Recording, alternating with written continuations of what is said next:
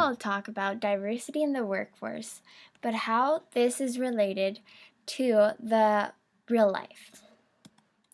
So first, why is diversity so important? There's many factors, but the most common ones are how it reflects the real world, how it is a healthy debate that can lead to better decisions. It has divergent backgrounds, meaning tackling the same idea in different ways. It has great ideas that come from disruption of the status quo. Your clients and customers are diverse, therefore, you can relate to them more.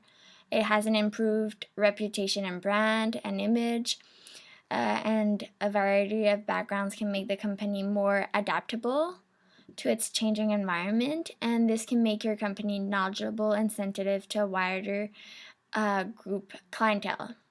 A great example would be the Apple iOS new update, which has more than 6 different colors for all the different emoticons that has skin related issues.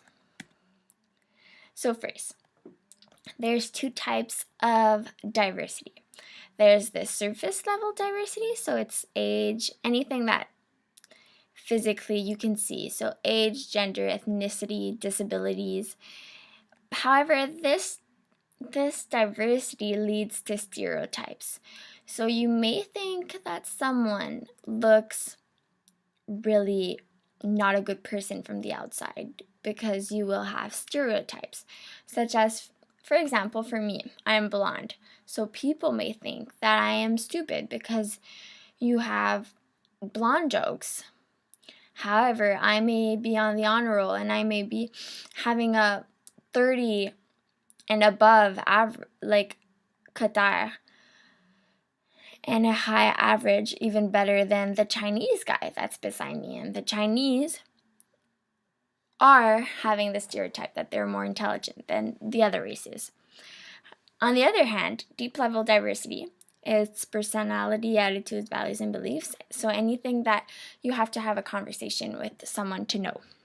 So deep level diversity does not lead to discrimination, but surface level discrimination does. And we're going to elaborate on that. So the types of discrimination. First, there's age discrimination.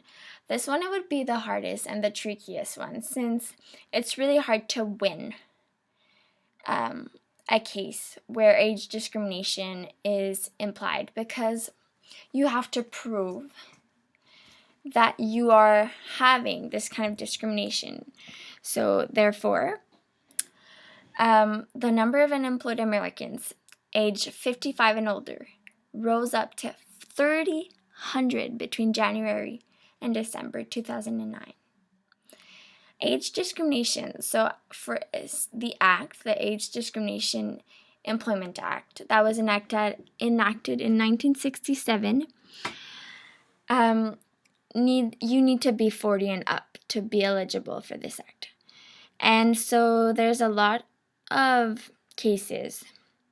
And one of them, my favorite one, would be that there is an elderly facility in Florida that what they did is they manipulated the elders to going into nursing homes when they were not really there yet and they were not obliged to. So therefore, this was a case of age discrimination, since you're using the person's age for your own benefit and not thinking of the person well-being.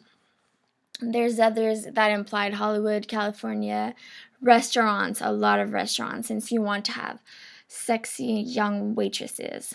And there's also Google, which there's a Robert who filed a class action lawsuit in April after the company didn't hire him as a software engineer in 2011 when he was 60.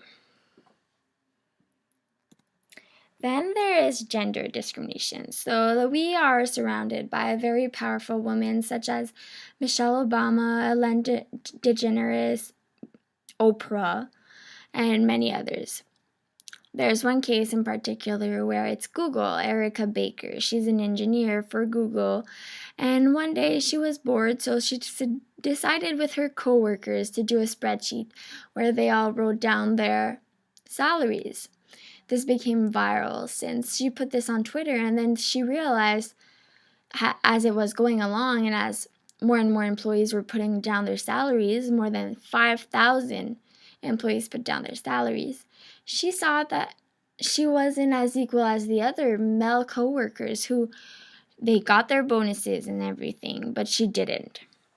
So yes, it's getting better, but women are constantly under the man average full-time wage salary. This discrimination is also present in everyday life and in every country. So some women are forbidden to drive, to clothe properly, the right to divorce, the access to education, the right to travel. There are a lot of women that are victims of violence. Custody rights are different, citizenship, and female infanticide. So the glass ceiling. The glass ceiling is the steps. It's an invisible glass that prevents women from achieving higher positions into a firm. So in 1990, the share of men and women in the U.S. ages from 25 to 34 with a bachelor's degree or higher was very similar, around 23%. So this is good. We're improving. And by 2010, this share was 35% for women and just 27% for men. So we're really getting there.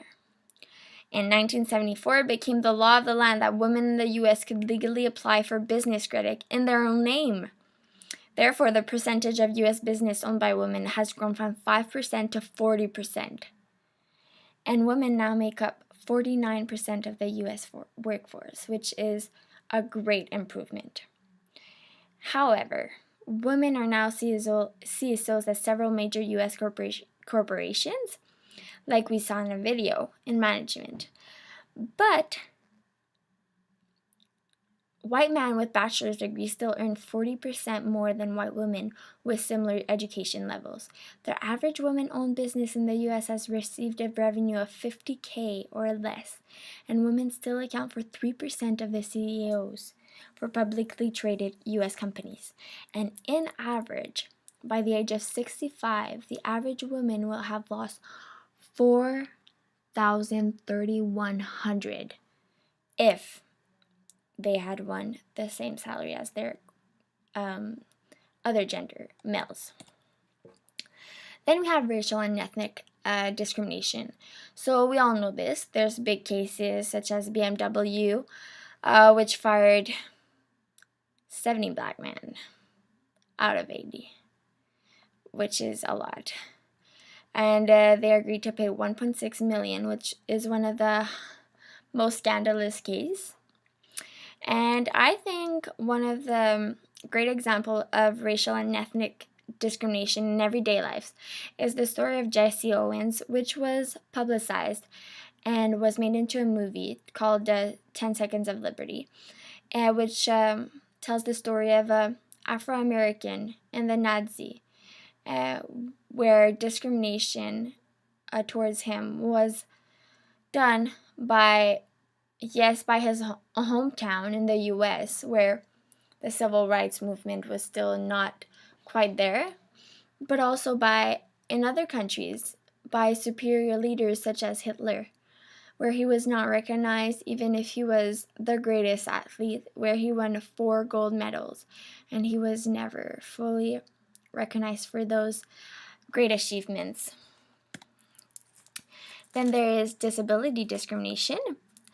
So disability groups settled with Caltron for $1.1 billion. So that is one of the cases for Sears, which is, it's incredible the amount of money put into those cases.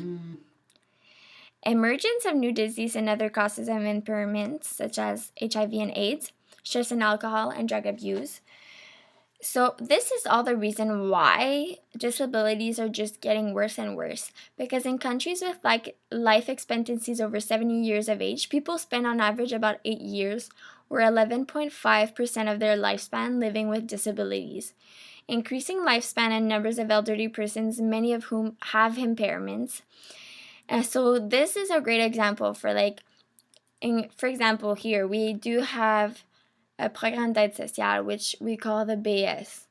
And we are frustrated because we pay taxes and for them to have a convenient lifestyle and salary, since they are not socially impaired to work because they are disabled in some sort. However, not all countries do have those adequate social needs, and therefore a lot of disabled persons are discriminated in every aspect of their life. A great example of that is how I started to volunteer with Cynthia, and she has intellectual disability. However, she does work for a recycling company, and her boyfriend, as shown in the picture, loves theater. He's a great actor, but just people don't recognize those talents that they have and how they can work and they can be on time, even they can be more punctual than any other person, more dedicated, more passionate, and do their job even better than normal people would do. Mm-hmm. And this is just proves how discrimination is not justified at all for this kind of discrimination. There's a lot of statistics that you may read, and it's just frightening and just eye-opening to see how diversity in Canada is just going up and up and up, and how we are not changing our way of thinking, even if it's our constant reality. So there is a solution, though. We have to end on a positive note.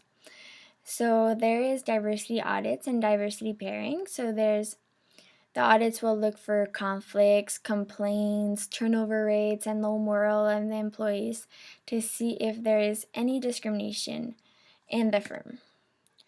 So to conclude, diversity will, in the long run, lead to a better financial statement, so higher performance and no lawsuits to pay. And here are my sources. Thank you.